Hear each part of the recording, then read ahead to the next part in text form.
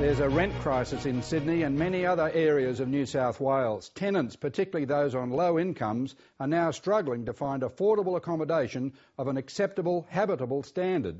The housing undersupply problem won't be solved in the short term. This week, the new Planning Minister Brad Hazzard halted medium-density development applications lodged in an affordable housing scheme set up under the former government. We must wait for a task force to examine new housing options. A recent Anglicare study reports that despite property prices easing, it seems there is no relief in sight for the 600,000 Australians estimated to be living in rental stress. We're told they are the ones at breaking point. Next stop, homelessness. Greg Miskelly reports. It's another busy day for Joe Fitzpatrick, who's running deliveries for a small flower shop on the outskirts of Sydney. I've got a very casual job working for a florist doing deliveries. Hey. Is it okay if I just leave them down here? To be honest, I'd be lucky if I make $50 a week as in profit. Awesome, thanks. See ya. But that $50 goes towards rent, towards caring for my daughter. Let's go. Joe Fitzpatrick is a single mother whose daughter Chloe has profound autism. On a windy Wednesday afternoon, Joe and Chloe are visiting a neighbour's horses. It's a break that helps Chloe with the anxiety associated with her disorder. Joe Fitzpatrick lives on a part-time wage and a Centrelink pension. She was recently offered federal assistance, which included 1 night a week in home care for Chloe, who suffers from sleep and mobility disruptions. But the offer came with a big requirement. Part of that is that I need to have a bedroom for the carer to be able to stay in overnight. So I had to get a third bedroom.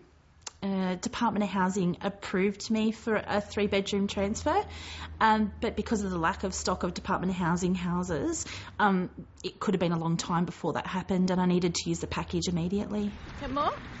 So despite her financial fears, she gave up her public housing for the only suitable home she could rent on her income. But soon after moving in, it rained. There was frogs jumping in the water. It's gross. And I even got my probably best songs wet. So for $390 a week, I got a 3-bedroom, just straightforward 3-bedroom house, no built-ins, no aircon, nothing, just 3 bedrooms, no backyard, and a house that from start to finish wasn't very good. It had infestations of mice and then the water and the frogs, and it just wasn't safe to live in. The Fitzpatricks lasted 12 weeks before they packed up and left. And with no public or emergency housing available, they had no choice but to spend 2 months couch surfing with friends. Women seem to be very vulnerable,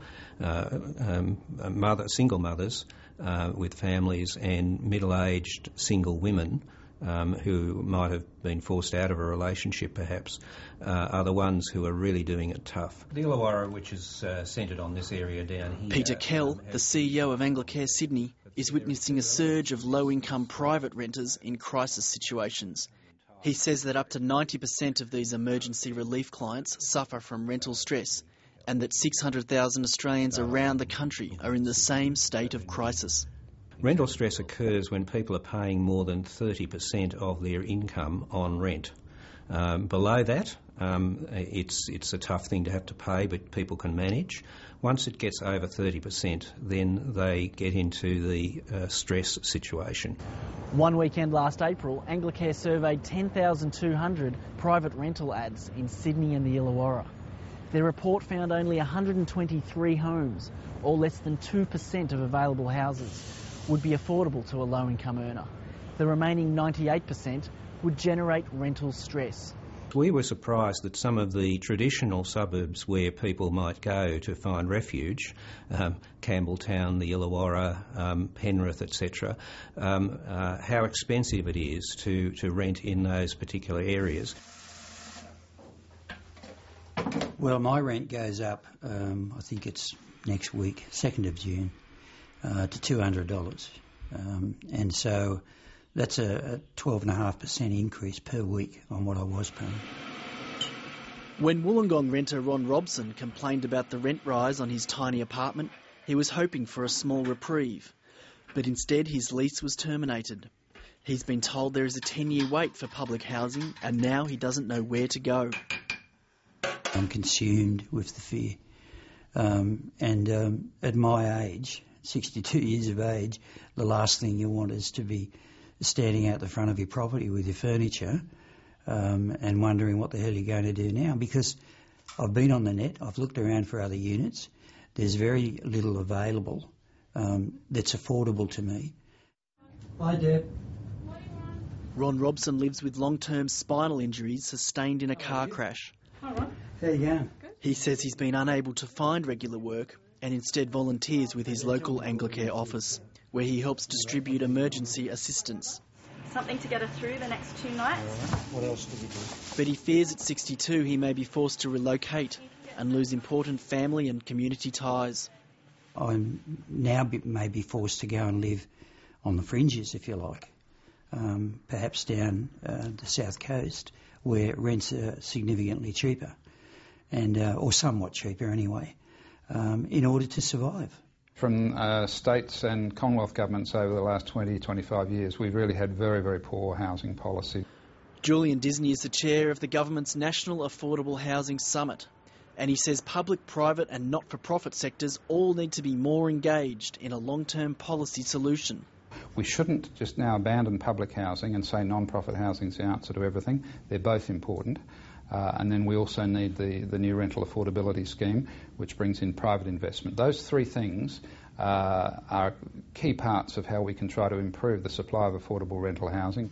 I've also identified a number of projects in other states where delays and reductions in Australian government funding will save approximately $675 million.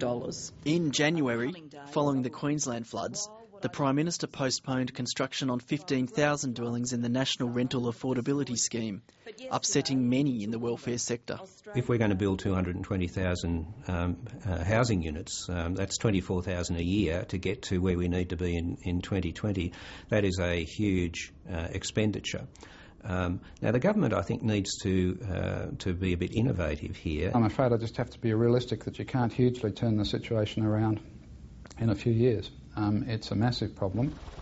Julian Disney says it might also be time for the new state government to consider that Sydney has grown too big and to focus on developing regional cities and public transport. New South Wales really needs a much stronger proportion of its population living outside Sydney and linked to Sydney with very good transport, not only air but fast rail. Sydney has already really reached beyond the limits of efficiency, economic and social efficiency, and of environmental safety.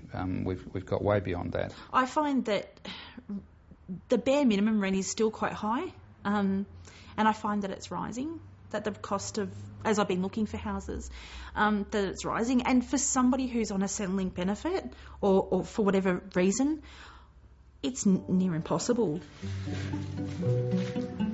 For Jo Fitzpatrick, her couch surfing days are over after a ministerial intervention gave her time to find a more suitable 3-bedroom home. I do worry a little bit. We could be here 6 months and have to move again, but I could be here 3 years. I just don't know what's going to happen.